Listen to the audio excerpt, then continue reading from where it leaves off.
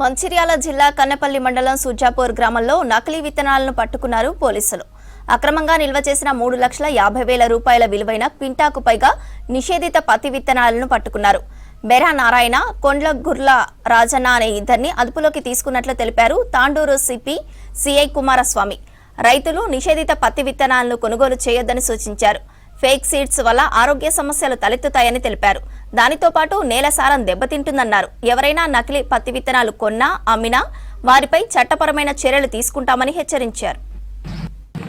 Agriculture officer Sai ప్రశాంత్కు Surjapur విలేజ్లో ఇంట్లో నిషేధిత పత్తి విత్తనాలు ఉన్నాయనే ఇన్ఫర్మేషన్లో భాగంగా అగ్రికల్చర్ ఏవో ప్రశాంత్ అండ్ మా కన్నెపల్లి ఎస్ఐ గంగారాం వాళ్ళ యొక్క సిబ్బందితో పోయి ఆ ఇంట్లో చెక్ చేస్తే సుమారు 140 కేజీల నిషేధిత పత్తి విత్తనాలు దొరకడం జరిగింది.